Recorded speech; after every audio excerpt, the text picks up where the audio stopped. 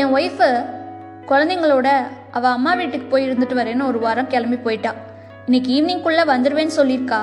ஆனால் எப்போ வருவான்னு தெரியாது. எனக்கோ வீட்டில் செம போர் அடிச்சது. ஆஃபீஸ் இருந்துச்சுன்னா சிம்பிளாக எனக்கு தெரிஞ்சதை சமைச்சு சாப்பிட்டுட்டு ஆஃபீஸ் போயிட்டு வந்து தூங்கிட்டு பொழுத ஓட்டிகிட்டு இருந்தேன் ஒரு வாரமாக. ஆனால் இன்னைக்கு சண்டே வேறையா, ஆஃபீஸும் இல்லாததால் வீட்டில் சும்மா என்னால் அந்த டிவியே பார்த்துட்ருக்க முடியல. அதனால் கொஞ்சம் வீடெல்லாம் க்ளீன் பண்ணி வைப்போம், ஈவினிங் வந்ததும் எல்லாம் நீங்களாம் நீட் பண்ணிங்கன்னு பார்த்து என் ஒய்ஃப் சர்ப்ரைஸ் ஆகிடுவான்னு எனக்கு கொஞ்சமும் பழக்கமே இல்லாத க்ளீனிங் டிபார்ட்மெண்ட்டை கையில் எடுத்துக்கிட்டு வீட்டில் தூசி ஓட்டடெல்லாம் அடித்து எல்லாம் எடுத்து வச்சிட்டு இருந்தேன். அப்போது என்னோடய ஷெல்ஃபை க்ளீன் பண்ணிட்டு இருந்தபோது என்னுடைய பழைய காலேஜ் புக்ஸ், காலேஜ் ஃபோட்டோஸ்லாம் இருந்துச்சு. அதை கொஞ்சம் எடுத்து வச்சிட்டு இருந்தப்போ அந்த ரேக்லேருந்து கீழே விழுந்த ஒரு பேப்பரை எடுத்தேன். ஆக்சுவலி அது வெறும் பேப்பர் மட்டும் இல்லை, அது ஒரு காதல் கவிதை. இதுக்கு முன்னாடி ஒரு தடவை என் ஒய்ஃபு இந்த ரேக்கை க்ளீன் பண்ண போது ஏது இந்த கவிதை யாருக்கு எழுதுனதுன்னெலாம் கேட்டா. அந்த கவிதை பேப்பரில் யாருக்கு எழுதுனேங்கிற பேர் ஒன்றும் இல்லாததால் நான் உனக்காக தாம்மா எழுதுனேன், வேற யாருக்கு எழுத போகிறேன் அப்படின்னு சொல்லி சமாளிச்சிட்டேன். ஆனால் உண்மையிலே நான் அந்த கவிதையை எழுதுனது என் ஒய்ஃபுக்காக இல்லை, நான் அந்த கவிதையை எழுதுனது லிசாக்காக. இப்போது மறுபடியும் இன்னைக்கு அந்த கவிதை பேப்பரை பார்த்ததும் எனக்கு என் லிசா ஞாபகம் வந்துடுச்சு. லிசா என் காலேஜ் கிளாஸ்மேட். நாங்கள் 96 பேட்ச். மற்றவங்களுக்கு எப்படியோ தெரியல, ஆனால் என் கண்ணுக்கு அவள் தேவதை மாதிரி தெரிஞ்சா. எங்கள் கிளாஸ்லேயே ரொம்ப அமைதியான பொண்ணு அவள்.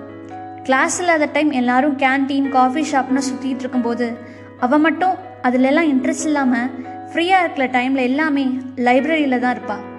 எனக்கு புக் படிக்கிறதுலலாம் அவ்வளோவா இன்ட்ரெஸ்ட் இல்லை, ஆனால் லிசாவை பார்க்கணுங்கிறதுக்காகவே நானும் லைப்ரரிக்கு போவேன். நான் போகும்போது எல்லாமே அவள் கையில் ஏதாச்சும் ஒரு கவிதை புக் இருக்கும். பாரதியார் கவிதைகள்னால் அவளுக்கு ரொம்ப பிடிக்கும். அவளுக்காகவே தேடி தேடி நானும் கவிதை புக்ஸாக படிக்க ஆரம்பித்தேன். கவிதைகளை படிக்க படிக்க எனக்கும் கவிதை கதை எழுதணுங்கிறதுல ஒரு ஆர்வம் வந்துடுச்சு. என்னோட லிசாக்கு நானே என் கையால் ஒரு கவிதை எழுதி தந்து என்னோட காதலை எக்ஸ்பிரஸ் பண்ணணும்னு ஆசைப்பட்டேன். ஸோ எப்படியோ எவ்வளோ புக்ஸ் படித்து நிறைய பேப்பரில் கவிதை எழுதி எழுதி அது பிடிக்காமல் அதை பொதுவாக எல்லாரும் பண்ணுற மாதிரி கசக்கி கிழிச்சு அந்த மாதிரி என்னென்னவோ பண்ணி ஒரு வழியாக அவளுக்காக ஒரு கவிதையை ரெடி பண்ணிட்டேன். அன்றைக்கு எங்களோட காலேஜ் ஃபைனல் இயரோட ஃபஸ்ட் டே. நான் ஒரு விதமான உற்சாகத்தோடையே காலேஜுக்கு போனேன். 2 மாதம் செமஸ்டர் லீவ் கழித்து என்னோடய லிசாவை பார்க்க போகிறேன்னு எனக்கு ரொம்ப சந்தோஷமாக இருந்துச்சு. அப்போல்லாம் இந்த மொபைல் ஃபோன் டெக்னாலஜிலாம் இல்லை. ஸோ நினச்சா யாருக்கும் கூப்பிட்டு பேசிட முடியாது. அதனால் 2 months சுத்தமாக அவளை பார்க்காம என்னால் இருக்கவே முடியல. அந்த 2 months ஃபுல்லாகவே காலேஜ் ஓப்பன் ஆனதும் அவள்கிட்ட கொடுத்துடணுன்னு இந்த கவிதையை எழுதி ஒரு லவ் லெட்டர் ரெடி பண்ணி வச்சுருந்தேன். ஆனால் அவள் காலேஜுக்கு வரவே இல்லை அன்னைக்கு. சரி இன்னைக்கு வரலன்னா என்ன, நாளைக்கு வந்துருவாள்லன்னு 2-3 நாள் பார்த்தேன். அவள் வரவே இல்லை. அப்புறம் அவள் ஃப்ரெண்ட்ஸ்கிட்ட விசாரித்து பார்த்ததில் செம் லீவில் சடனாக மேரேஜ் ஃபிக்ஸ் பண்ணி அவளை யாருக்கோ கல்யாணம் பண்ணி வச்சுட்டாங்கன்னு கேள்விப்பட்டதும் எனக்கு தூக்கி வாரி போட்டுருச்சு. தலையே சுற்றுற மாதிரி இருந்துச்சு. அவளுக்காக பார்த்து பார்த்து எழுதின கவிதையை அவள்கிட்ட கொடுக்க முடியலையேன்னு ஒரு சின்ன ஏக்கம் இருந்துச்சு. இனி லிசா நம்ம லைஃப்லே இல்லை, வேற வேலையை பாருன்னு புத்தி அப்போவே சொன்னுச்சு. ஆனால் அதை மனசு ஏற்றுக்க கொஞ்சம் டைம் ஆச்சு. லிசாக்கு புக்ஸ் படிக்கிற பழக்கம் இருக்குன்னு தெரியும். ஸோ எப்படியும் அவள் குமுதம் ஆனந்த விகடன்லாம் படிப்பான்னு ஒரு சின்ன நம்பிக்கை. எழுதின கவிதையும் வீணாக போக வேணாமேன்னு சும்மா ஒரு ஃப்ளூக்கில் குமுதம் விகடன் பத்திரிக்கைக்கெல்லாம் போஸ்ட் அனுப்பிச்சு வச்சேன்.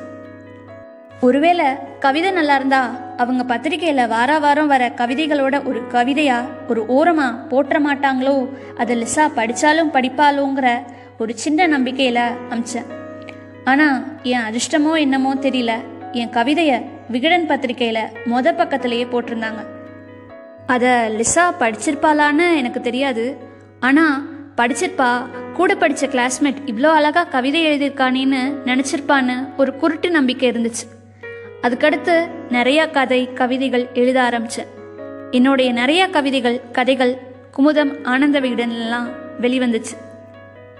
காலேஜ் முடித்ததும் அடுத்து என்ன பண்ணலான்னு நான் யோசிச்சுட்டு இருந்தபோதே ஒரு பிரபலமான டெய்லி நாளிதழோட ரைட்டர் போஸ்ட்டுக்கு எனக்கு வாய்ப்பு வந்துச்சு. விகடனில் வெளிவந்த என் கவிதையும் கதையையும் படித்து பார்த்துட்டு அது நல்லா இருக்குன்னு எனக்கு இந்த பெரிய ரைட்டருங்கிற போஸ்டிங் தரதா அவங்க சொன்னாங்க. நானும் சந்தோஷமாக ஏற்றுக்கிட்டேன். அப்படியே வாழ்க்கை போச்சு. லிசாக்கு கவிதைகள் கதைகள் பிடிக்குங்கிறதால தான் நான் முதல்ல கவிதை எழுத ஆரம்பித்தேன். ஆனால் அவளுக்காக எழுதின அந்த கவிதையை கடைசி வரைக்கும் அவள் கையில் கொடுக்க முடியலைங்கிற அந்த ஏக்கம் மட்டும் எனக்குள்ளே இருந்துட்டு தான் இருந்துச்சு. அப்புறம் அப்படியே எனக்கு மேரேஜ் ஆகி எனக்கு 2 குழந்தைங்களும் பிறந்தாச்சு. வாட்ஸ்அப் வந்த புதுசில் எப்படியோ கொஞ்சம் பேராக கான்டாக்ட்ஸ் பிடிச்சி 96 பேட்ச் காலேஜ் ஸ்டூடெண்ட்ஸ் எல்லாம் சேர்ந்து பேட்ச் 96ன்னு ஒரு வாட்ஸ்அப் குரூப் ஆரம்பித்தாங்க. குரூப்பில் எல்லாருமே என்ன பண்ணுறாங்க, இப்போ எங்கே இருக்காங்கன்னு அவங்கள இன்ட்ரடியூஸ் பண்ணிக்கிட்டாங்க. ஆனால் என் கண்ணை தேடினது லிசா அந்த குரூப்பில் இருக்காளான்னு தான். ஆனால் எனக்கு சரியாக தெரியல அவள் நம்பர் எதுன்னு. ஸோ நானும் அப்படியே விட்டுட்டேன். என் மற்ற ஃப்ரெண்ட்ஸ்கிட்ட எல்லாம் என்னை பற்றி இன்ட்ரடியூஸ் பண்ணிக்க என்னை பற்றி ஒரு இன்ட்ரோ வீடியோ மாதிரி அந்த குரூப்பில் போட்டேன். அதுக்கு ஒருத்தர் 2 பேர் ரிப்ளை பண்ணாங்க. ரைட்டர் ஆயிட்டப்பா, கங்க்ராட்ஸ்னு கொஞ்சம் பேர் சொன்னாங்க. அப்போது உன்னுடைய அனைத்து கவிதைகளையும் நான் படித்திருக்கின்றேன். உனது கதைகளிலும் கவிதைகளிலும் ஓர் உயிர் உள்ளது. அந்த உயிரை என்றும் விட்டுவிடாமல் மேலும் பல கதைகளும் கவிதைகளும் எழுத வாழ்த்துக்கள் எழுத்தாளரே. Lisa Joseph.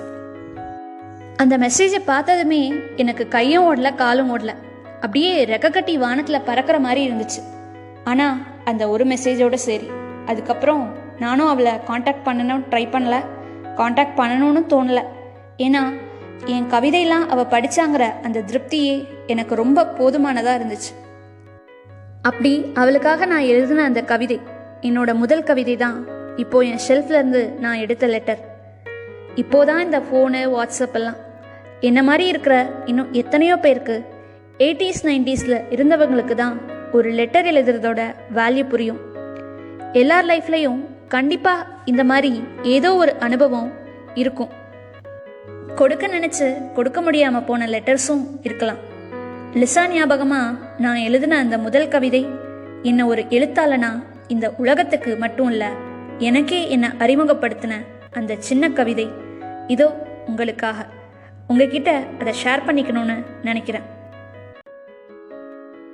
மழை சாரலா அல்ல அவளின் விழி தூறலா? குளிர்ந்தது தேகம் எதனால்? புல்லாங்குழல் ஓசையா அல்ல அவளின் புன்னகையின் இசையா? செவியோரம் கானம் எதனால்?